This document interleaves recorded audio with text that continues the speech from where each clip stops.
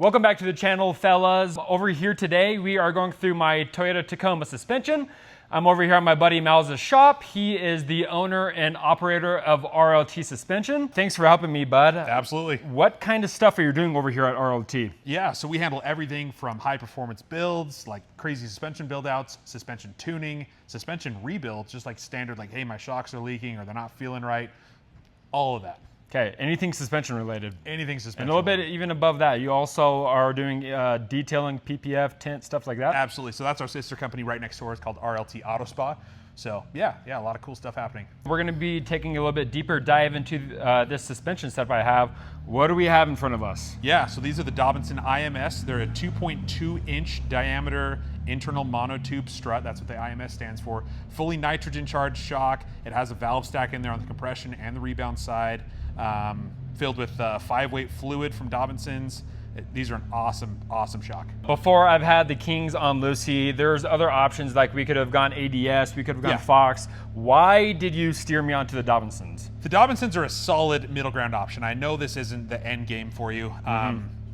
There's obviously more that we can do. There's always more money to spend, but for everything that you're doing with it, hitting light duty trails, rock crawling at slow speed, a little bit of desert stuff here and there, these handle awesome, and they have rubber bushings on them. They have a 2-year warranty, so you're not going to get that clunking, that squeaking with those King spherical bearings on the lower end.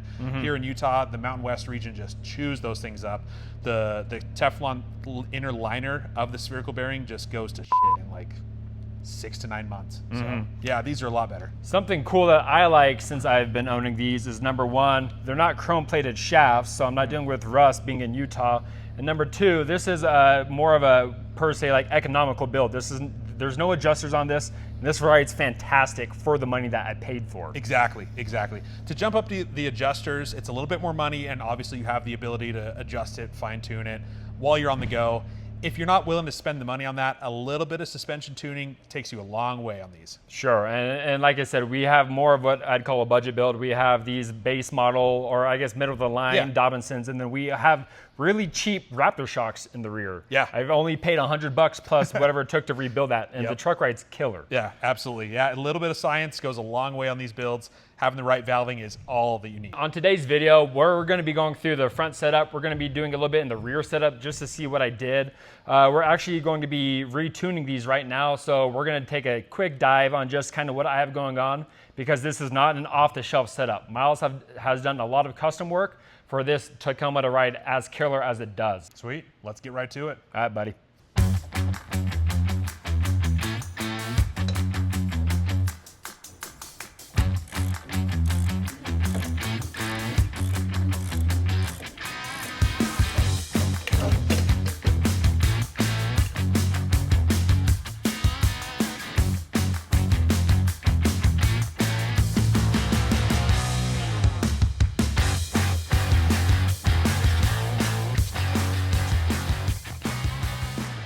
Fluid still looks good, still got color in it. Okay, so yeah, we've got about 30,000 miles and about a year of just pure hell with this thing. I mean, exterior-wise, you've probably seen like the good, bad, and ugly.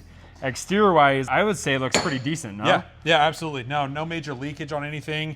I'm very impressed with how these Dobinsons are holding up. And like you just said, the oil for 30,000 miles, for what it is, it looks really good. Still looks very good, yeah. That's awesome. So this is Chad's setup. From the factory, it wasn't quite what Chad was looking for, so we revalved it right when they were new. I think he maybe had a couple hundred miles on it, but we revalved it just to handle the chop a little bit better. On the nasty stuff, Chad kind of drives like an a-hole. It's all good. That's for sure. So today we're gonna just fine tune the last little bit of it. We took about 95% of the tuning we did up front. That last 5%, he got feedback over the last how many thousands of miles he's driven, and we're just gonna dial it in today for him. Yeah, so when I first got the off-the-shelf setup, obviously on the road it ran awesome, but after I started doing trails, I noticed two things at first. Number one, the small chatter was extremely harsh, and it was like hitting a bomb hole. Number two, it was pogoing really hard. So instead of the low flow piston, we ended up going to the high flow piston, and we completely changed the valve stack. It's a 180 degrees difference. So now it's really plush, it's really compliant, and it's not pogoing as hard. But what I've been finding out is, because I do drive like a total jack, that I've been blowing through my travel a little bit more. So we're gonna be starting up the high compression side more towards the end of the travel, right? Yep, exactly. Awesome. Yep.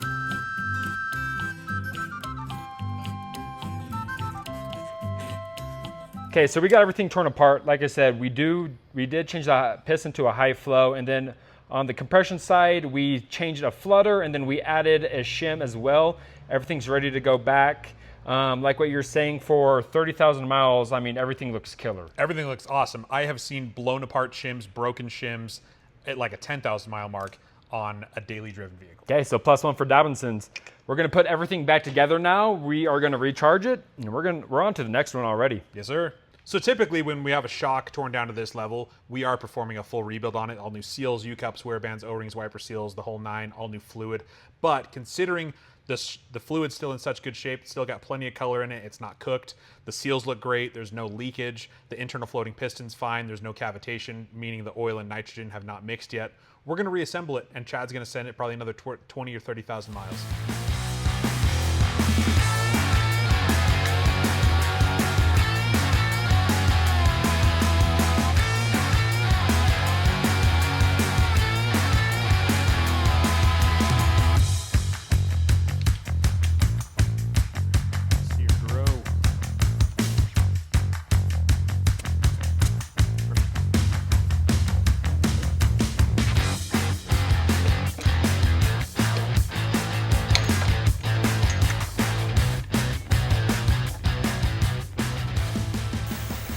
It only hurts if you touch the side. Turkey Tom is your bucket?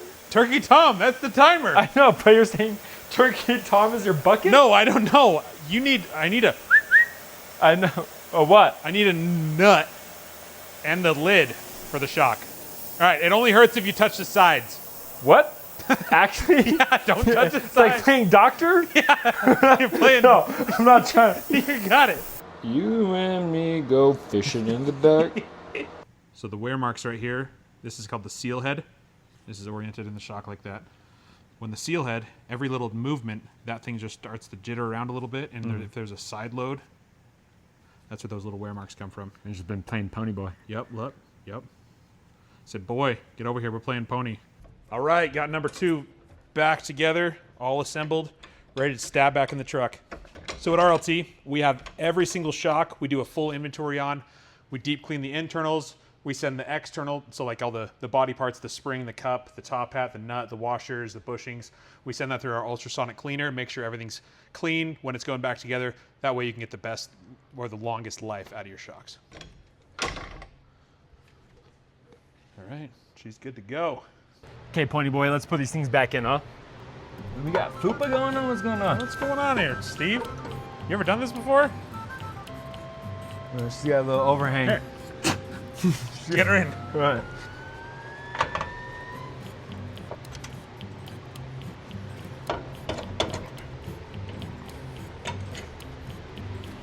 These 3rd gen, 4Runner 1st gen Tacoma struts are like the easiest things ever to install. Yep, not bad. Look at that.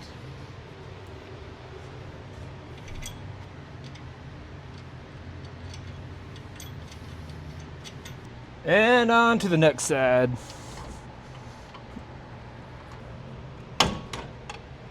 With these, I just give it a quick whack.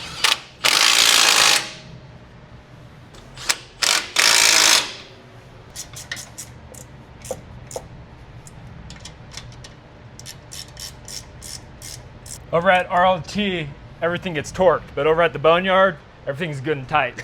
This is after hours RLT action here. The next thing I wanted to show you guys in my suspension setup is what I got going on in the front. All I have is the SPC control arms.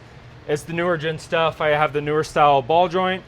It's kind of all I really got. I don't have any bump stops, although I need bump stops really bad. It's a really basic setup. We just have a lot of tuning work done over at RLT, and that's what's making the front of this ride really good. In the rear though, we got these big old cans. And you guys have seen my back end build with everything I've done. You guys already know they're Ford Raptor Gen 1 shocks. And in the rear, we have the Davidson 2.0x2.0 bump stops. On the front of the shock, Mouse has also done a lot of work in terms of valving. We've got a lot of stuff pulled. We've done some trickery on the actual bypass portion of it. Mouse has done quite a bit of work. In terms of what we did is we just drilled out a couple of shims, and then we also, on top of that, we pulled quite a bit of compression. So that's what's making this ride how it does. It rides really good. I think we might need 1 or 2 more tuning sessions, kind of pogos a little bit, and I think I want to add a little bit more rebound. But Miles also put me on the Dobinson 2L/2L bump stops. Again, I trust his word with anything that he says, so that's what I went with. They're really robust, they feel really good, they're not loud like your average King or Fox shock, and on top of that, they're adjustable, which is what I wanted. And he means adjustable height, not adjustable damping, like it could be a common misconception. But yeah, these collars, you're able to clock loose, and then you can adjust the shock up and down. He has his custom machined RLT Schrader valves, so everything is a little bit easier for install. The Dobinsons from the factory come with a nitrogen rubber pellet pierce port. So these are custom machined out of stainless steel, and then that's a signature RLT cap on there. But yeah, having the Schrader valve conversion on there is nice, especially when we're doing so much tuning on trucks like this. That way we can dial in the nitrogen pressure super easy. And everything feels good for the most part. Without any weight in the bed, it feels really good. When I have a lot more weight in the bed, it also feels really good. With the spring setup, as you guys know, it's the Chevy 63s. It's the newer style, not the older style. With that being said, it's a 3-leaf pack, and I pulled out the overload. In return, the soft rate is nice and plush, which is exactly how I told Miles how I wanted it. And on top of that, it still holds a lot of weight. The only downside with pulling that overload is I do run into a little bit of leaf wrap just with how thin the pack is. I think in the future, I am going to add a ladder bar. Ultimately, like you guys know, I'm gonna do a link setup.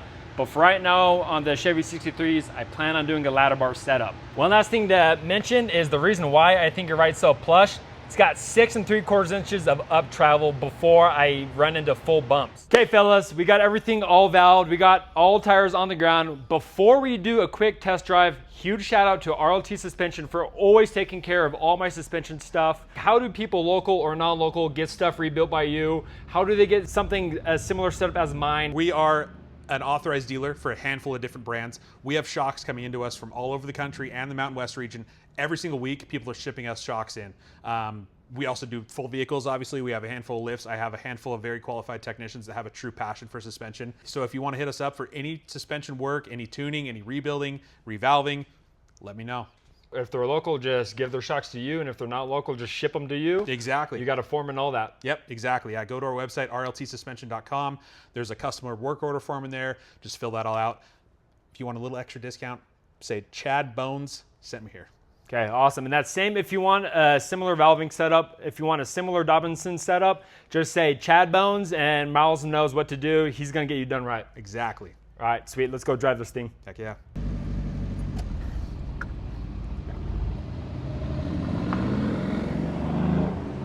Those are the kind of cars that are always coming out. You know you're in good hands when you bring your stuff to RLT out of Spa. Bones and I are out here. We drove it down to Mexico real quick in the industrial district.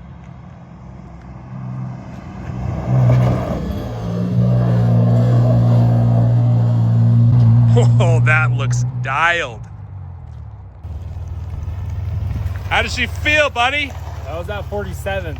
It feels crazy. It feels way better than what it did before. I think around like the 40-mile-an-hour mark is when I bottomed out hard on the second bump, but as you could tell, I didn't even run into bump. If you guys like the video, subscribe, do all that good stuff. We'll see you on the next video, boys. Peace out.